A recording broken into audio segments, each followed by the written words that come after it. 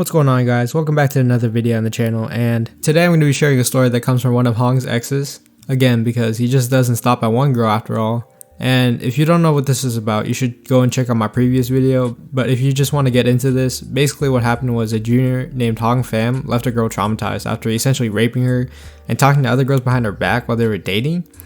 And when he was asked to give an apology by the girl's boyfriend, he just gave some kind of half-assed apology.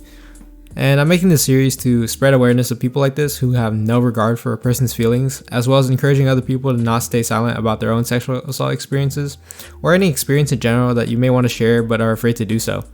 And I hope that these videos can make an impact in people's lives in a good way. Also, if you feel that you have nowhere to reach out to talk about your experiences, you can send me or Melanie a message, who is also a sexual assault survivor, through Instagram, with the information provided in the description below. I've also been given consent to share with you guys the screenshots I'm going to be showing today through the video, provided that I cross out their name and profile picture. Now, if you didn't know what Hong looked like before, credits to Benny2 for finding this. His Instagram is going to be down below. This is what he looks like. Now, you're going to find all these photos just by searching him up on Facebook, so I don't think I really need his consent to show these photos or anything like that because they're already public. And I also checked his Instagram today, which is June 8th, 2020, and I noticed something. Y'all see it too? This goober put inactive on his bio because apparently the feature to deactivate your account on Instagram is now gone. It's just gone, just disappeared. And honestly, it just hammers in the points that I made in the previous video, as well as the points I'm going to make in this video, because now he won't even publicly address the issues that I called him out for. And with that being said, let's just get in the video. So this girl who didn't want to be named was also assaulted by Hong, and we're going to be taking a look together at what she has to say about her experience dating him. So around the time I first got into 8th grade, Hong saw me at church and he texted my friends, and so I became friends with him. At first, he seemed like a really nice guy. I had known that blank also dated him and ignored it because he made me fall for him. I fell for his personality and how he made me feel happy after I recently was assaulted by my last ex too, and was still very vulnerable. I fell for it all. After that, he made me feel comfortable with him, and everything seemed fine for the first couple weeks. He decided to give me his Instagram account, but I trusted him and only went on it a couple times. But one time I saw messages that he had sent to other girls saying things like "I love you" and "you're so pretty" and "oh my god, you're so pretty, can we talk more?" I would cry about that. So he did the same thing here that he did to Melanie. Like when he was dating the girl in question, he was talking to other girls, writing messages like "I love you." Like, you're dating someone and then you're gonna switch around and saying "I love you" to some other chick behind her back? That's just being a dick to the person you're dating, and at the same time you're harming the other person you're talking to behind her back because they don't even know that the other person exists. You know what I'm saying? And when I confronted him about it, he said it wasn't him. So after what I think is cheating, I mean, if you're going out of your way to text other girls "I love you" and that kind of thing constitutes as cheating, right? This scumbag basically gets caught.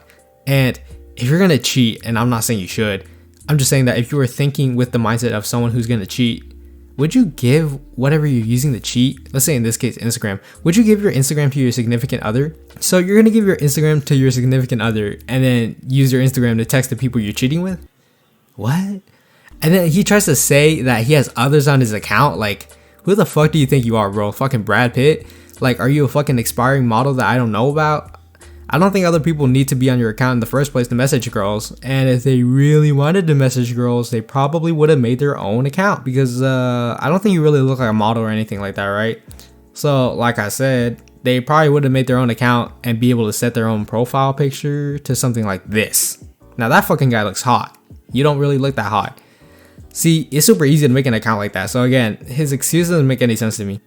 And he had others on his account. I believed it. His whole DM was all girls because I went to school in Milpitas and he was in San Jose. He thought he could do things behind my back. We saw each other once a week and he would buy me boba when I hung out with him. He seemed like he only wanted to make out with me, and when we were at the library, we would hang out on the roof and play volleyball.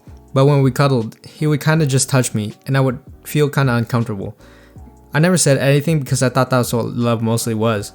So he showed the same behaviors towards this girl that he does with the people he usually dates, as in like he tries to make the people he dates feel comfortable around him for a few weeks in the beginning, and then similar to Melanie, he tries to pressure them into doing something sexual with him, which is just disgusting. And at the same time, you see, that's the point I was making in the last video, like how girls might be susceptible to believing that because someone may be older or more experienced means that they know what love is, and that could be true, but in this case it's obviously not.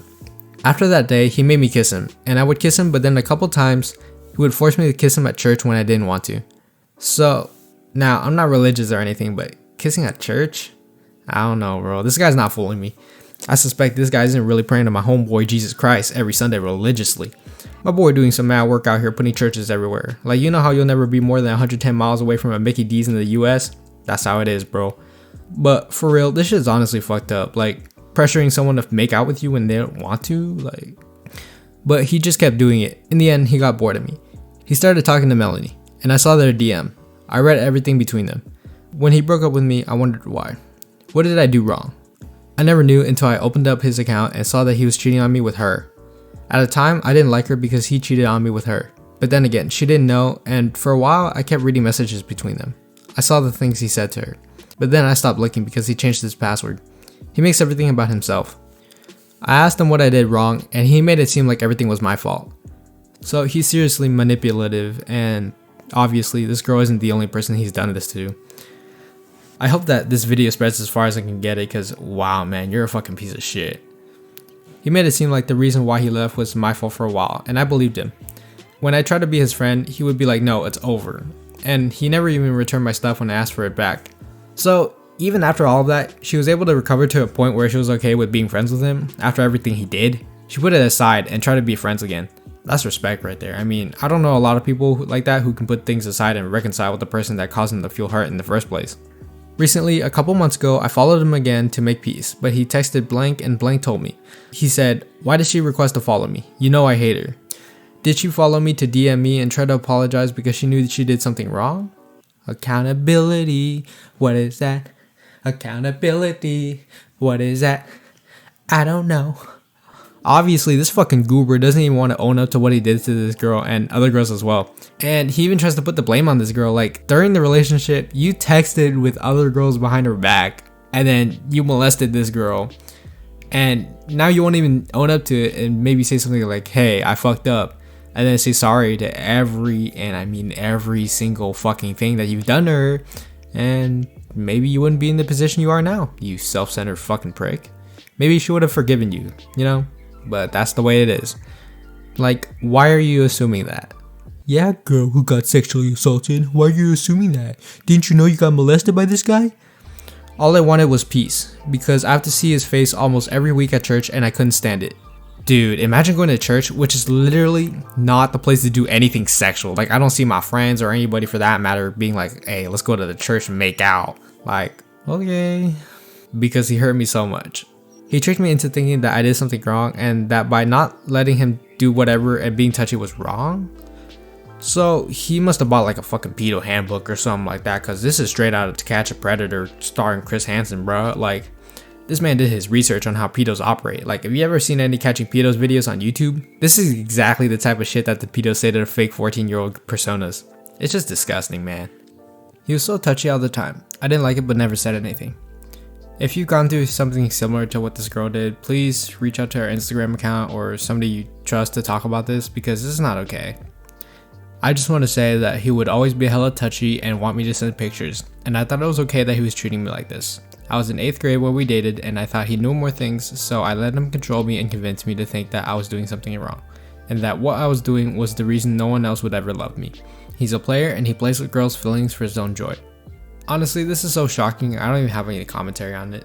I'll just let the message speak for itself. One time, when I was hanging out with him, he met with another girl while he was hanging out with me. Who does that? He said he would be back, but I followed him and he met from a girl from my school. Like, how did he know her? He only wants girls he can get and play with them. Honestly, he just played me really bad because I was already at a vulnerable place. I'm still hurt by him, and the reason why I'm still like this with my new boyfriend is because of him. I was sad for months because of what he made me think. He mentally abused me. I want to be more open about this, knowing that the girl he cheated on me with also went through with this and I couldn't stop it. I think it's unfortunate that this couldn't have been prevented earlier, but I'm glad that people are recovering and I can make videos on this to share their stories. So this is another girl who also got assaulted by Hong, and I feel like my video might start getting too repetitive, as in like I'm just hitting on Hong all the time. So I'm not gonna add any more commentary, but I'll leave these screenshots so that you guys can see, because I think that every story, no matter how small, should still be shared. So here you guys go.